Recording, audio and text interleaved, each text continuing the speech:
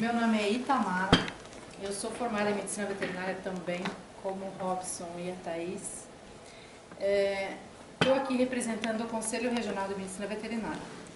Esse evento que nós pensamos em conjunto é uma forma de esclarecer e uma forma de fazer um bate-papo com as pessoas que gostam, que cuidam dos animais, não de maneira profissional, mas que não tem muita intimidade com a patologia, que são os diversos tipos de câncer. O que nós pensamos em termos de conselho? Pensamos em promover mais eventos como esses, com outras especialidades também, mas como nós estamos no Outubro Rosa, a Thaís e o Robson tiveram essa iniciativa da gente estar conversando com vocês sobre isso. E a Leila faz um trabalho junto com a educação geral, que se chama IPAEC. Qual que é, Leila, o IPAEC? É Instituto de Proteção Animal e Exercício de Cidadania, porque a gente trabalha com a parte dos animais e trabalha a questão de cidadania, de ética. Eu acompanho a Leila há algum tempo já, alguns trabalhos em escolas estaduais, municipais. Você já fez só estadual? Municipais também Aí, e particulares. O que ela faz? Pega as crianças e desde o início vai explicando para elas toda a parte social da vida de uma criança, seja ela em relação aos animais, seja ela em relação ao ambiente, seja ela numa sociedade, para que se tenha respeito, se promova respeito. Então hoje eu passo aqui para dar boas-vindas para vocês, para que isso aqui cresça, para que vocês falem com mais pessoas, para que os próximos temas, e eu acredito que a Positivo vai estar promovendo mais. O Robson foi quem teve a luz de aproveitar essa data que a gente está escutando na mídia sobre o Outubro Rosa para falar desse tema, mas nós temos interesse em fazer de vários temas também. Então, aqui nós temos a Oncovec, que o Robson vai estar representando, a Positivo, a Thaís, a IPAEC é a Leila, e eu vim pelo conselho. O CIEV, o que é, Thaís? Onde o Oncovec está. Onde que você está agora? Especialidades, né? Aí, dentro desse grupo aqui, podem surgir novas ideias e a gente pensa em que vocês nos tragam também as demandas, tanto da universidade, Thaís, tanto quanto da sociedade aberta, vamos falar assim. Então sejam todos bem-vindos, a gente quer uma participação realmente efetiva para que vocês possam tirar proveito do evento. Na verdade, assim, a gente vai... o que a gente quer fazer aqui é uma conversa com vocês. Então, de preferência, se vocês quiserem já nos intervindo, perguntando, né? Então, podem nos perguntar o tempo inteiro, porque a ideia realmente é fazer uma conscientização e esclarecer dúvidas que vocês podem ter a respeito do tema, né? Que é a parte de câncer dos animais, né? Então, como que eles acontecem, o que é verdade, o que é mito nesse tratamento, né? Em relação ao câncer, como que a gente pode conduzir os casos. Então é nesse sentido que a gente quer conduzir a apresentação para vocês aqui hoje, tá? Então podem nos perguntar o tempo inteiro, que não vai ter problema nenhum, que a ideia é essa conversa mesmo com vocês, tá? Eu sou a Thaís, né? Então eu sou médica veterinária, formada pela Federal do Paraná, depois a gente fiz residência em cirurgia, e a gente, desde a época da graduação, depois fui fazer mesmo doutorado, e desde a época da graduação a gente eu já comecei a buscar a área da oncologia, né? Então, porque era uma área de interesse meu, né? Então comecei a acompanhar alguns casos durante a graduação, foi uma paixão, né? E aí a partir disso a gente começa a estudar muito sobre o assunto, né? Então o Robson, ele pode se apresentar, vou deixar ele falar dele mesmo, que é mais fácil, né? Mas a ideia é essa, né? Então a gente começou a trabalhar com isso, e a ideia é que a gente comece a ter um público mais bem conscientizado para conseguir trabalhar conosco, a nosso favor mesmo, tá? Robson, você quer se apresentar, por favor? Eu sou Robson Pasquale, eu sou médico veterinário, também formado pela PUC. Eu não tanto me apaixonei pela oncologia dentro da universidade. Na verdade, na universidade eu foquei um pouco de focar a especialização em grandes animais, e eu acabei montando um consultório, atendendo grandes e pequenos, e no meio termo eu comecei a me apaixonar pela oncologia.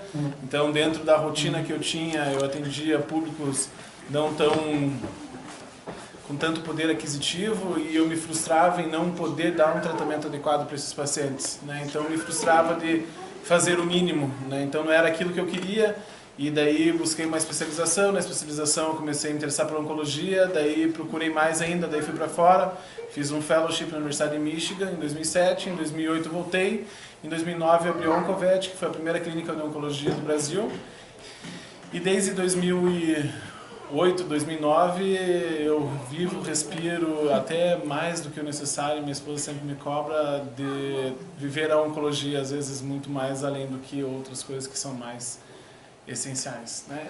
E é apaixonante realmente, assim, quem entra na área da oncologia e quem trata a oncologia como deve ser tratada, você se apaixona pela área e você cada vez quer buscar mais um entendimento da doença, um atendimento especializado daqueles casos, realmente oferecer um tratamento com dignidade, com amparo ao proprietário. Então, não é só uma doença em si, é um sofrimento que tem junto com aquela doença, é uma necessidade de tratamento que às vezes a gente não tem certeza se aquilo ali vai responder ou não, então são probabilidades que a gente oferece para o proprietário. E o grande problema que a gente lida no dia a dia é o estigma da doença, e grande parte do que a gente vai mostrar para vocês hoje no dia a dia, tentar esclarecer para vocês o que é realmente o câncer, fatos, verdades e mitos que a gente tem dentro da oncologia. E com isso, tentando esclarecer, a gente consegue talvez tratar esses pacientes de forma mais precoce e tentar desmistificar a doença, né? Vamos lá. Então, palestra, né, da conscientização dos animais do câncer. Dei esse slide em primeiro lugar porque esse cirurgião que está aí em cima, eu devo muito ao que eu consigo oferecer para os meus animais, aos meus pacientes, a ele. É um médico, cirurgião oncologista humano, que se dedica a ir para a África e fazer cirurgias de missões. E grande parte desses atendimentos que ele faz são com pessoas com câncer. Então a gente imagina hoje, a gente critica no dia a dia, né?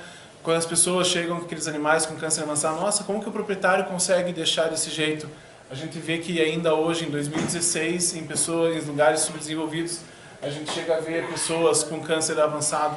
Então, assim, não é só o cão que chega a ter câncer avançado, em lugares subdesenvolvidos a gente continua tendo isso. Então ele se doa o tempo dele, ele tem uma ONG, ele vai para a África 3, 4 vezes por ano, arrecada fundos. Então a Earthwide Surgical Foundation é o nome da ONG dele, ele arrecada fundos e vai para a África fazer cirurgia de missão. Então ele não ganha nada com isso, faz somente pelo bem. E esses são apenas casos de tumores de mama que eu coloquei, mas são casos de diversos tipos, tumores faciais, de tireoide, coisas bizarras quando você olha assim, e ele se doa por amor, né? Então é uma pessoa iluminada e ele me ajuda muito porque eu compro muita coisa pela internet dos Estados Unidos, material cirúrgico que acabo mandando para ele, ele não me cobra nada, eu pego algumas coisas com ele, ele manda via correios para mim. Então assim, hoje o que eu consigo oferecer para os meus pacientes eu dou graças a ele, e é uma pessoa que eu nem conheço pessoalmente, né? Só virtualmente. Então fica um exemplo de humanidade, né? E a gente entender ainda que existem casos extremamente avançados, mesmo não só dentro da medicina veterinária, mas também dentro da medicina, pela falta de amparo e até mesmo de tratamento. Como que é o nome dele? Brian Camazini. O movimento Outubro Rosa, ele está vindo forte, tanto dentro da medicina como dentro da medicina veterinária, né? O movimento Outubro Rosa ele começou nos Estados Unidos na década de 90, principalmente com a intenção de estimular a participação da população em relação ao controle do câncer de mama, porque o câncer de mama hoje é, infelizmente, a maior casuística que a gente tem dentro da oncologia, isso em geral, não só dentro da medicina veterinária, mas da medicina, né? Estima-se que em torno de 25% de todos os tumores que são diagnosticados em mulheres, 25% são tumores de mama, e em torno de 15% de todos os tumores que são diagnosticados em humanos, o câncer de mama é o mais comum, né? Então, compartilhar informações sobre o câncer de mama, promover a conscientização sobre a importância da detecção precoce, que é isso que a gente tenta militar hoje em dia, né? E é uma luta em relação à oncologia veterinária, a detecção precoce e o tratamento precoce dessas lesões. Estratégias, então, de conscientização, informar sobre as recomendações nacionais para o rastreamento e os benefícios e riscos da mamografia de rotina. O movimento Outubro Rosa, ele começou então em 2012, o pessoal da UFMG, lá em Belo Horizonte, lá com o Dr. Giovanni Cassali, pessoal de São Paulo, né, a Renata Sobral, Paulo Cocani, o pessoal da USP, começou a fazer esse movimento dentro de praças, dentro de parques, dentro de shoppings, né, buscando a orientação, a promoção da conscientização sobre o tumor de mama, visto que é um dos tumores mais rotineiros e comuns que a gente tem na nossa rotina, né? Então, a conscientização dos proprietários sobre a doença, promover o diagnóstico precoce e o tratamento adequado, né? E por que falar de câncer em animais? Né? Então, por quê?